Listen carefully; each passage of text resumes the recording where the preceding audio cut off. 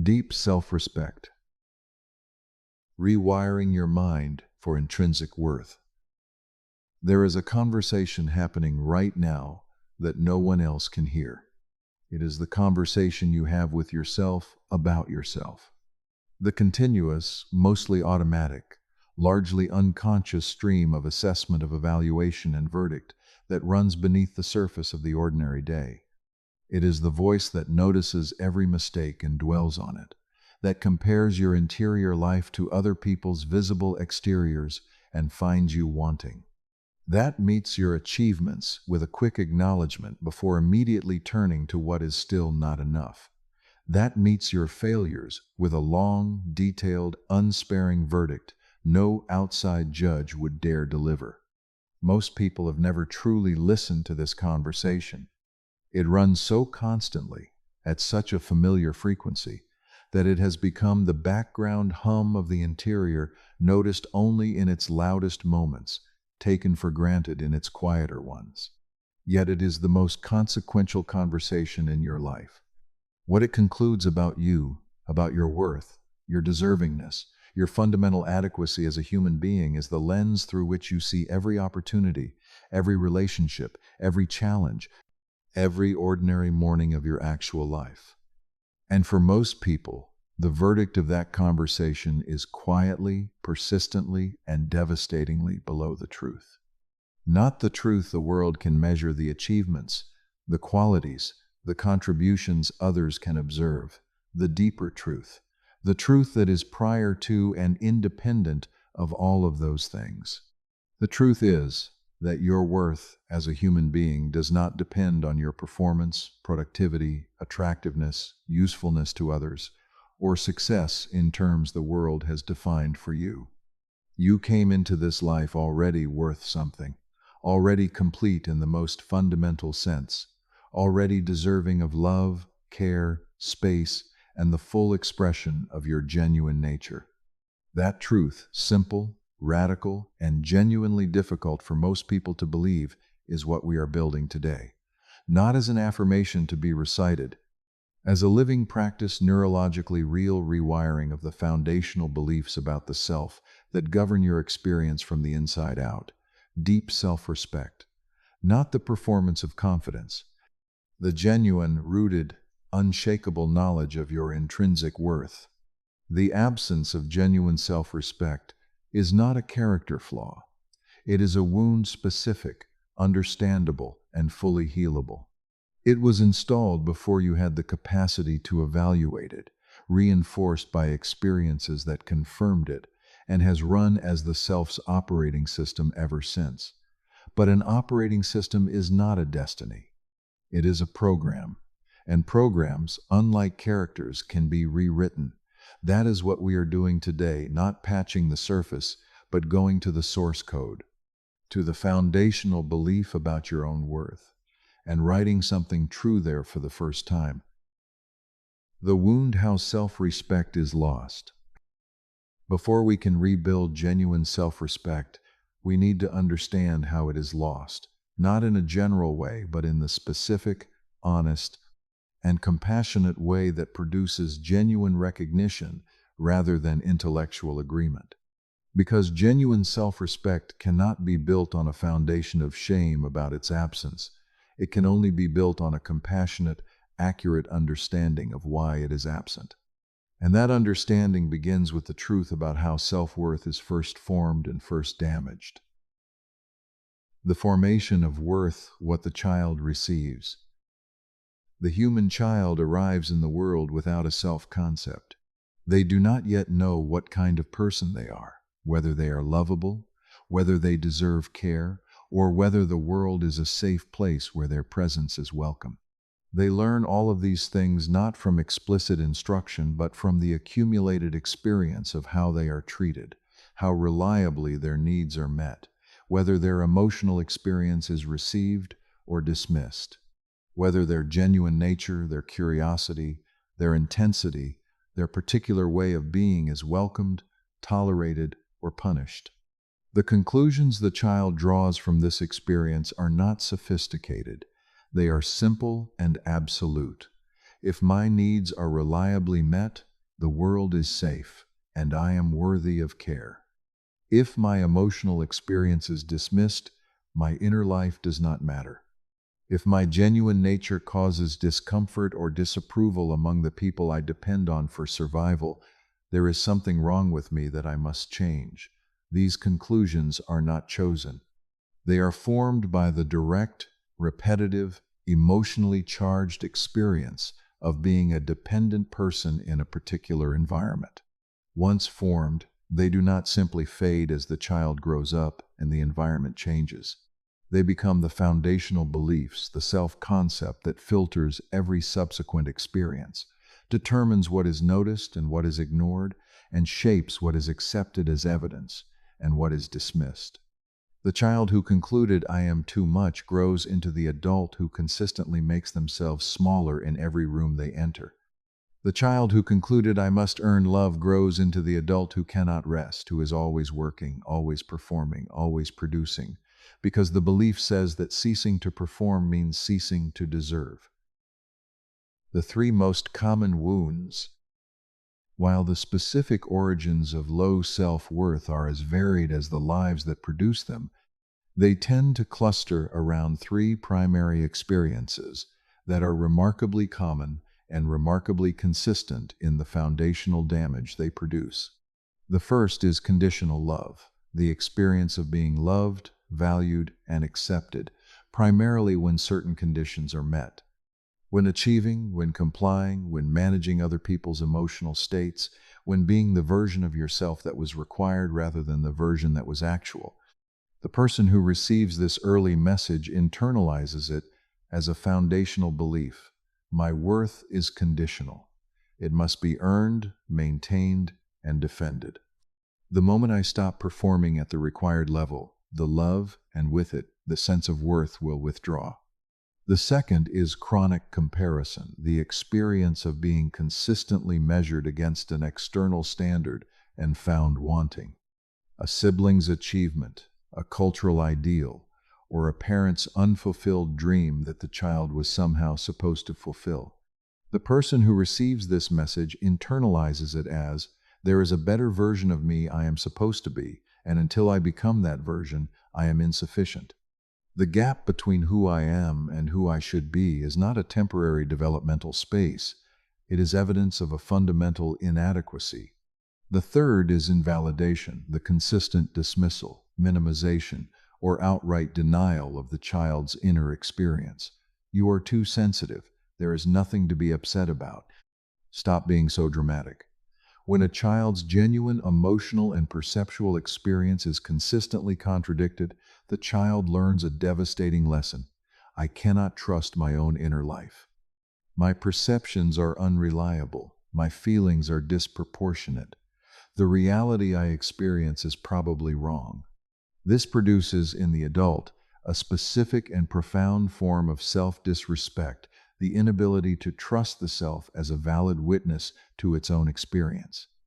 The wound of lost self-respect is not a sign of weakness. It is a sign that you are a sensitive, intelligent, entirely normal human being who absorbed the messages of your environment with the thoroughness all children bring to understanding the world they inhabit. You were not wrong to be affected. You were not weak for being shaped by what you experienced. You were human. And the self-respect we are rebuilding today is not something you failed to develop. It is something that was not given, and something that, with the right understanding and practices, you can give to yourself now, as the adult who has the capacity to offer what the child needed but did not receive. What deep self-respect actually is. Deep self-respect is widely sought, often confused with its imposters, and rarely understood with the precision that would make it genuinely achievable. Before we build it, we need to know what it actually is and what it is not, because several things masquerade as self-respect in ways that are convincing enough to be mistaken for the real thing and important enough to be distinguished from it. What self-respect is not. Self-respect is not self-esteem in the conventional sense. Self-esteem, as it is commonly understood, is an evaluation, a verdict on the self based on an assessment of qualities, achievements, and comparative standing. High self-esteem says, I have good qualities, I have performed well, and I compare favorably to others. This is contingent. It depends on the assessment remaining favorable. When the qualities are questioned, when the performance falters, or when the comparison turns unfavorable, esteem falls. It is a castle built on sand, and everyone who has built their sense of worth on self-esteem knows the particular vulnerability of watching it erode as the conditions that supported it change. Self-respect is also not confidence in the performance sense, the feeling of capability and competence that comes from having done something well. This, too, is contingent. The person who is confident because they have performed well loses that confidence when they perform poorly. Performative confidence is weather variable, dependent on conditions, and unreliable as a foundation for the steady sense of worth that a genuinely well-lived life requires. Self-respect is not self-importance, the defensive, aggressive, boundary-claiming quality of the person who is working very hard to convince the world and themselves that they matter. Self-importance is loud. Genuine self-respect is quiet. Self-importance demands recognition. Genuine self-respect does not require it. Self-importance is, in almost every case, the performance of worth in the absence of its genuine felt experience. The louder the performance, the more telling the absence it is covering. What self-respect genuinely is. Deep self-respect is the unconditional, foundational, pre-performance knowledge of your worth. It is the specific, felt, interior recognition that you matter not because of what you have achieved, not because of what you can offer, not because of how you compare to others, but because you exist. Because you are a human being with a specific, irreplaceable way of experiencing and moving through the world. Because your inner life has weight, validity, and significance that is not dependent on any external measure of its value. It is the quality that allows a person to hold criticism without being destroyed by it, to fail without concluding they are a failure, to be rejected without concluding that they are unworthy of love, to make a mistake without the mistake becoming a verdict on their fundamental character. It is the bedrock, the foundation beneath all other responses to life's difficulty that does not shift when the ground above it shifts. Psychologist Kristen Neff, who has conducted some of the most rigorous research on self-compassion and its relationship to genuine mental health, identifies 3 components of genuine self-worth that parallel what the tradition calls self-respect.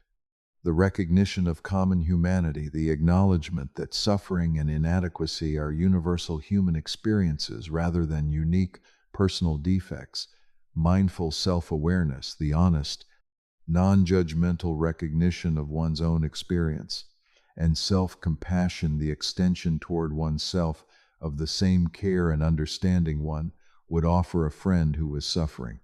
These 3 elements together constitute what we call deep self-respect, not the verdict that you are better than others, the knowledge that you are, like others, fully human, specifically, irreducibly human, and that your humanity alone is sufficient grounds for your own care, your own compassion, and your own unwavering respect.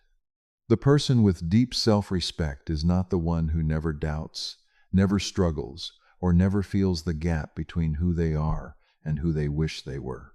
It is the person who holds all of that, the doubt, the struggle, the gap, without that holding requiring a verdict of inadequacy. They are honest about their limitations without those limitations becoming their identity. They are accountable for their mistakes without those mistakes becoming their worth. They are fully, honestly, and compassionately present to the reality of being a work in progress without the work in progress being experienced as evidence that they are not yet deserving. The work is life. The progress is the gift, and the person doing the work is already fully and without qualification enough. 7 practices for rewiring the mind for intrinsic worth. Understanding the wound and what deep self-respect truly is brings us to the threshold. The 7 practices that follow are the bridge, the specific, daily, immediately applicable work of rewiring the foundational beliefs about the self at the level where they actually live. Not by thinking differently about yourself, by acting differently toward yourself, consistently and with genuine intention until the acting builds the believing from the inside out. Practice 1. The compassionate witness. The foundational practice, the one that must be established before any of the others can take root, is becoming a genuinely compassionate witness to your inner life, not a judge, not a critic, not an indulgent parent who excuses everything, a witness, someone who sees clearly, reports honestly, and responds with the care and understanding that genuine witnessing requires. Most people have never been a compassionate witness to themselves. They have been judges harsh, merciless, and comprehensive. They have been critics cataloging every inadequacy and assigning it its due weight.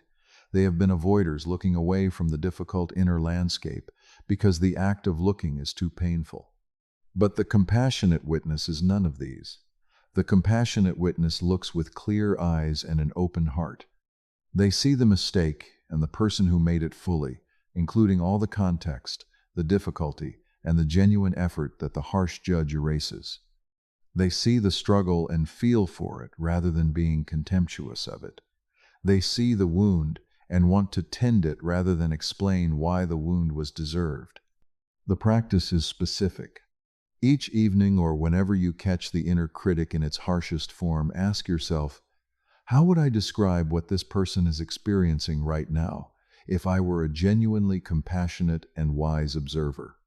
Not my friend, not a flatterer, but a genuinely compassionate witness who sees the whole picture. What would they say about what this person has been carrying? What would they offer to the person who is being as hard on themselves right now as they would never be on anyone they loved? Write it down. The compassionate witness's account, in the second person, as though speaking to someone you genuinely care about.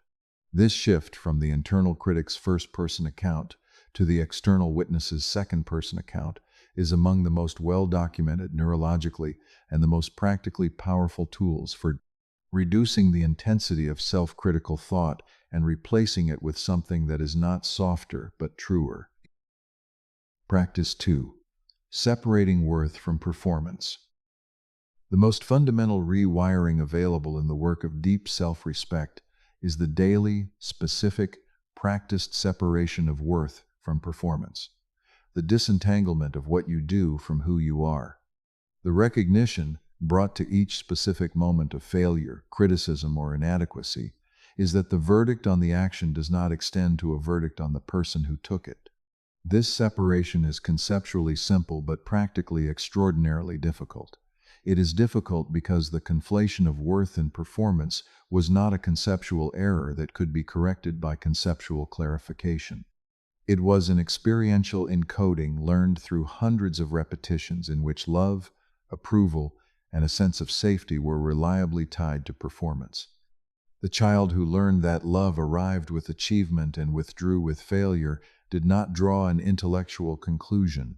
They built a neural pathway, and that pathway worth equals performance runs automatically, below the level of deliberate thought, activating with every failure and every criticism before the conscious mind has had a chance to apply any of the conceptual clarity it has achieved. The practice is not the cultivation of the belief that performance does not matter. It does not matter. Quality matters. Growth matters. Accountability matters. The practice is the daily, specific, case-by-case application of a distinction the mind does not naturally make. The thing I did was not up to the standard I hold. That is true and worth attending to. The fact that this did not meet the standard does not mean I am not up to standard. I am a person who did an inadequate thing. I am not an inadequate person. Apply this distinction, specifically and in writing, to the next 10 instances of failure or criticism you encounter. Not globally, not as a meditation specifically. In each case, what was inadequate? What would the adequate version have looked like? What does this tell me about the action that needs to change? And held separately, clearly, completely, what does none of this tell me about my worth as a human being? This daily specificity, practiced over weeks and months, gradually rewires the automatic conflation. The pathway that ran without thinking begins to run differently.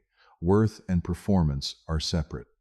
And the person who has made that separation genuinely, in their felt experience of themselves, is free in a way the person who has not yet can only begin to understand. Practice 3. The self-respect contract.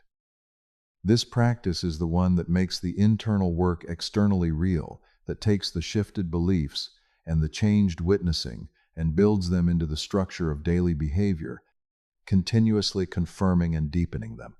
The self-respect contract is a written, specific, personally meaningful document, not a list of rules, but a genuine articulation of the standards by which you intend to treat yourself in the future. Not the standards you have been meeting, the standards that deep self-respect requires. The specific behaviors toward yourself, your time, your body, your emotional life, and your boundaries that express the respect of a person who genuinely and unconditionally values who they are. The contract might include, I will not apologize for my genuine needs as if they were impositions. I won't downplay my experience to make others more comfortable. I will honor the commitments I make to myself with the same reliability I bring to commitments I make to others. I will not allow the fear of other people's disapproval to determine the choices I make about my own life. I will speak about myself, both privately and publicly, in ways that reflect genuine self-respect rather than the apologetic self-diminishment that has become habitual. The self-respect contract is not a performance standard. It is not a checklist of things you must accomplish to earn your own respect. It is a list of the ways you intend to treat the person you already are, the human being who already, unconditionally, deserves to be treated with dignity and care. It is the adult doing for the self what the child needed but did not receive, a clear, unconditional, specific commitment to the care and respect of this particular person without conditions or exceptions. Read it weekly. Revise it as understanding deepens. Add to it as practice reveals new dimensions of self-respect that were not previously visible. And measure yourself against it not with the harsh judge's yardstick, but with the compassionate witness's honesty. How am I doing with the contract this week? Where am I living it well? Where am I still defaulting to the old pattern? What one specific thing would most improve my adherence to this standard of self-respect in the coming week? Practice 4. The Evidence Journal. The fourth practice addresses the specific mechanism by which low self-worth persists despite evidence that should challenge it, the negativity bias. It is the well-documented neurological tendency to notice, encode, and recall negative information with significantly greater fidelity than positive information. It is the hardwired asymmetry that makes criticism land 10 times more solidly than a compliment, that makes a single failure 10 times more memorable than a string of successes, and that makes the quiet, ordinary days of genuine competence and genuine contribution almost invisible against the dramatic landscape of inadequacy and failure. The evidence journal is the deliberate daily counterweight to the negativity bias. Not a gratitude list, something more specific and more challenging. A daily written record of the evidence for your genuine worth and capability that the negativity bias filters out. Not the achievements, the qualities. The moments of genuine integrity, kindness, courage, and competence that occurred in the ordinary day, and that the self-critic, faithful to its function, did not record. Each evening, write 3 specific instances, not categories, but specific instances in which you demonstrated a quality of genuine worth. Not big moments, not exceptional performances. The ordinary moment when you told the truth when the easier thing would have been silence. The conversation in which you listened with full attention, even though your own day had been difficult. The decision was made quietly and without external recognition, which expressed a genuine value, the ordinary, unremarkable, completely real demonstration of being a person of genuine substance. These moments happen every day. The negativity bias renders them invisible. The evidence journal makes them visible. And the accumulation of visible evidence, specific, dated, real, gradually challenges the foundational belief, not with assertion but with proof. The belief says you are fundamentally inadequate. The evidence journal says, look at what this person actually did today. Look at what this person actually is. The verdict of the bias is not the full picture. Here is the full picture. And the full picture, held honestly and consistently, is genuinely, specifically, and undeniably better than the bias would have you believe. Practice 5. The boundary as self-respect in action. Boundaries are often discussed in terms of other people, what they should and should not do, and which behaviors you will and will not accept from them. But the deepest function of genuine boundaries is not relational, it is self-reflective. Every boundary you set and maintain is a statement made in action rather than in words about what you believe your needs, comfort, and well-being are worth. And the consistent failure to set and maintain boundaries is, at its root, an expression of the belief that your needs and well-being are not worth the potential discomfort a boundary would cause. The boundary practice in the context of deep self-respect begins not with other people but with the self. Ask, where in my life am I consistently saying yes when my genuine experience is no? Where am I consistently diminishing my own needs to prioritize someone else's comfort?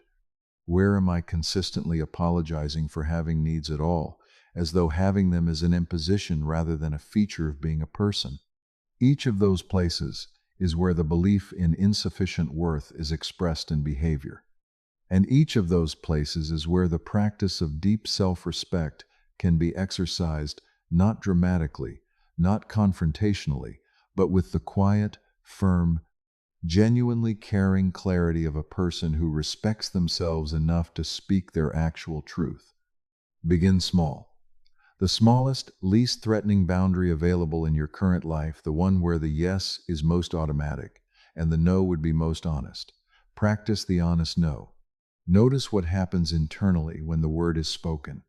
Notice the discomfort, the guilt, the fear of disapproval, the reflexive impulse to qualify or apologize immediately. Hold the discomfort without acting on it. Let the no stand. And notice what happens after the discomfort passes. The relationship, more often than not, survives. And the person who said it is slightly more themselves than before. That slight moreness, accumulated across hundreds of small and large honest no's, is the behavioral construction of deep self-respect in the domain where it is most visible and most consequential. The life you are actually living. Practice 6. The inner parent. This practice works most directly at the deepest level of the wound, the level at which the original deficit of unconditional love and genuine care was experienced. It is the practice of becoming, for yourself, the parent you needed and may not have had. It is the practice of becoming the internal source of the specific kind of love, care, and unconditional regard that, when absent from the early environment, leaves the wound that the absence of deep self-respect represents. The inner parent practice begins with the honest identification of what the child you were most needed from the adults in their life, not the specific things, the abstract quality, unconditional acceptance. The consistent message was that their existence, independent of their performance, was welcomed and valued. The reliable receipt of their emotional experience, the message that what they felt was real, mattered, and deserved a compassionate response, the encouragement of their genuine nature rather than the suppression of the inconvenient parts. Then, and this is the practice's most important step, provide it to yourself now, as the adult with the capacity to offer what the child needed but did not receive. When you make a mistake, Respond as the best parent would to a child who has made a similar one, with honesty about what happened, with genuine care for the person who is now feeling the weight of the mistake, with the clear, unconditional message that the mistake does not diminish love. When you are struggling, speak to yourself as the best parent would to a struggling child, with acknowledgement of the difficulty, with genuine compassion for the effort being made, with the assurance that the struggle does not mean the person is failing, it means they are doing something hard, which is exactly what brave people do. The inner parent neither excuses nor enables. They hold both an honest assessment of what needs to change and unwavering care for the person doing the changing. They are neither the harsh judge nor the indulgent flatterer. They are the genuinely caring, genuinely honest, unconditionally present source of the regard every human being needs, and the person who did not receive enough of it can still, at any age, learn to give themselves. The greatest act of self-respect any human being can make is deciding to stop waiting for the world to confirm your worth and to begin confirming it yourself, not arrogantly, not defensively. With the same quiet, patient, unconditional care you would offer to anyone you genuinely loved who was suffering from the same wound. You have been that person. You have been suffering from that wound. And the hand that reaches out to tend it, the voice that says, with complete honesty and complete warmth, you are enough. You have always been enough. And I am here does not have to come from outside you. It comes from you. It has always been able to come from you. The practice is simply learning to let it. Practice 7. The daily devotion to genuine self-care. This final practice is the one most easily dismissed as obvious and most consistently neglected in the actual lives of people who have work to do on genuine self-respect, self-care. Not the spa day version of the term, the genuine, daily, often unglamorous practice of treating oneself with the care a person who genuinely respected themselves would provide. The person with deep self-respect sleeps well, not because they have successfully managed their schedule, but because they believe their body and mind deserve the restoration that adequate sleep provides. They eat with care, not for perfection, but with the attention that says this body matters and deserves to be nourished rather than merely fueled. They move their body not to punish it or transform it into something more acceptable, but to honor it, to experience it as the remarkable, feeling, responsive instrument that it is, rather than the vehicle to be driven until it breaks. They protect their time not with aggression but with the quiet clarity of someone who understands that their time is the only non-renewable resource they have, and that spending it in ways that honor their values and genuine needs is not selfish. It is the most basic expression of self-respect. And they tend to their emotional life not by managing or suppressing their feelings, but by taking seriously the information their emotional experience contains, by creating the space, regularly and without apology, to feel what they actually feel, to grieve what deserves to be grieved, to rest from what is genuinely tiring, to find what is genuinely nourishing and return to it consistently, because nourishment is not a luxury for people who deserve it. It is a right for people who exist. The daily devotion to genuine self-care is the behavioral expression of the belief this entire conversation has been building toward, that you are worth caring for. That caring for your body, mind, emotional life, and time is not an indulgence to be earned or a reward to be bestowed after sufficient performance. It is the simple, daily, concrete acknowledgement that you, this specific, irreplaceable, genuinely worthy human being, deserve to be treated well by the world, ideally. By yourself, without condition or exception. What the life of deep self-respect feels like. I want to take you forward now, not toward the achievement of some future state, because deep self-respect is not a destination reached once and held permanently. It is a quality of relationship with the self that deepens with practice, becomes more available with each repetition of the practices we have built today, and gradually, slowly, unevenly, and then all at once becomes the new ground. Let me tell you what that new ground feels like from the inside. Criticism lands differently. The first and most immediately noticeable change in a life lived from genuine self-respect is the changed relationship with criticism, not the elimination of sensitivity to it. Sensitivity to feedback is a sign of caring about quality and the feelings of others, and deep self-respect does not eliminate caring. But the quality of what happens when it arrives changes. The criticism that enters the life of genuine self-respect is received differently. It is heard, actually heard, without the defensive deflection of the person who cannot afford to hear it because the self is too fragile to sustain the weight of honest assessment. It is evaluated, actually considered, without the automatic acceptance of the person who takes every critical word as definitive confirmation of their worst fears about themselves. And it is metabolized, actually used for what is useful in it, released of what is not, and left without residue. The person with deep self-respect can hold criticism without it holding them, can be wrong about something without being wrong about themselves, can improve without the need for improvement, which would constitute evidence of inadequacy. Relationships change in quality. The second transformation produced by genuine self-respect is the change it brings to the quality of every relationship in life. Because every relationship is filtered through the self-concept, through the foundational beliefs about what the self is worth, what it deserves, and what it is safe to ask for and offer. A change in the self-concept changes every relationship simultaneously. The person with deep self-respect stops accepting treatment that contradicts their sense of worth. Not dramatically, not confrontationally, with the quiet, firm clarity of someone who knows what they deserve and is no longer willing to pretend otherwise.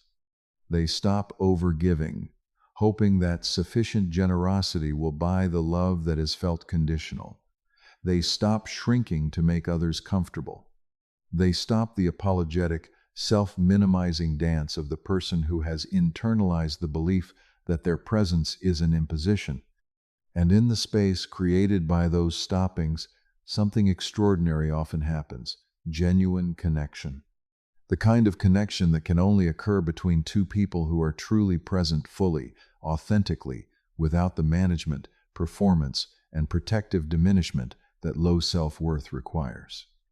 The relationships that remain and the new ones that form have a quality of genuine meeting that the managed, performed, self-protective version of relationship could never achieve.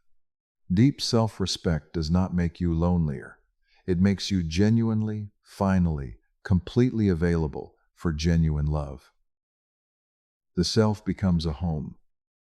The third and most profound transformation produced by the development of deep self-respect is the one that is hardest to describe yet most recognizable to anyone who has experienced it. The shift from experiencing the self as a problem, something to be managed, improved, hidden, or overcome, to experiencing the self as a home. The person with deep self-respect is, in the most fundamental sense, comfortable with themselves. Not complacent, they are still growing, still improving, still genuinely committed to becoming more of what they are capable of being, but comfortable, at ease in their own interior, able to be alone with themselves without the company of distraction or the noise of self-criticism, able to be fully present in their own experience in the ordinary, unspectacular, unglamorous experience of being this particular person in this particular life, without the experience feeling insufficient or the person feeling unwelcome in it. This quality of being at home in the self is among the most undervalued yet most consequential forms of well-being available to a human being. It is the capacity to inhabit your own life without apology, to take up the space you occupy without shrinking, to exist without performance or justification in the full, specific, and irreplaceable reality of who you are. You have been living in a house where the walls were built too close together, where the ceiling was lowered by beliefs you did not choose, and wounds laid the floor you did not deserve. The practices we have built today are the renovation, not the decoration of the existing structure, the structural work, the expansion of the walls to their genuine dimensions, the raising of the ceiling to the height it was always meant to be. This takes time. It takes the patient, daily, sometimes an uncomfortable return to the practices, even on the days when the old beliefs feel truer than the new ones. But the work is real. The renovation is happening. And the house you are building, spacious, solid, genuinely yours, is the house your life has always deserved to be lived in.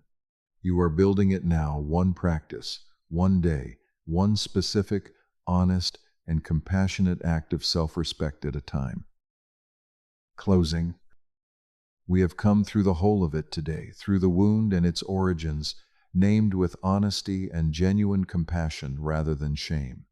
Through the clear, precise definition of what deep self-respect actually is, distinguished from its imposters. Through 7 practices that work at the root level, rebuilding the foundational belief about worth from the inside out, and into the felt quality of the life that genuine, practiced, deeply inhabited self-respect makes possible. I want to close with the most important and most honest thing I know about the work we have been doing. It is not finished today. Nothing of this depth is resolved in a single conversation. The wound was inflicted over the years. The rewiring takes years, not forever. Not an indeterminate future that justifies indefinite deferral, but years of genuine, daily, compassionate, specific practice. And that is not a discouraging truth. It is the most encouraging truth available once you understand what it means. It means that every day is a day when the rewiring either advances or stalls.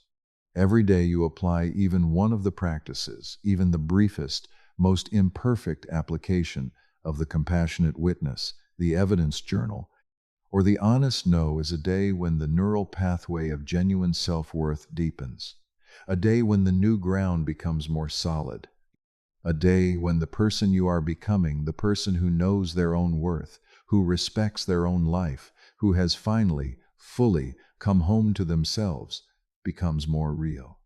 You are not starting from zero. No one who has made it to this moment in this conversation is starting from zero. You already have some of this. You already have moments, perhaps more than you have been giving yourself credit for, of genuine self-respect, genuine self-care, and genuine honoring of your own worth. The work is not created from nothing. It is amplification, expansion. The patient, loving, consistently returns to the deepening of what is already there. What is already there is enough to begin. And beginning one honest act of self-respect today, in the specific, ordinary, and completely real circumstances of your actual life, is all that is ever required. You were worth something the day you arrived, before you had done anything, before you had achieved anything, before you had proven yourself to any standard, fulfilled any expectation, or earned any verdict from any judge, inside or outside yourself. You were worth something simply because you were here, a specific, irreplaceable, genuinely remarkable human being in a world that needed exactly the particular way of being only you could bring. That worth has not diminished. It has not been forfeited by your failures, your wounds, or the years spent believing something less. It is here, exactly where it always was, waiting only for you to turn toward it with the same compassion and recognition it has always deserved. Turn now. The worth is here. You are here. That has always been enough. It will always be enough. It is enough right now. You are enough. You have always been enough. Come home.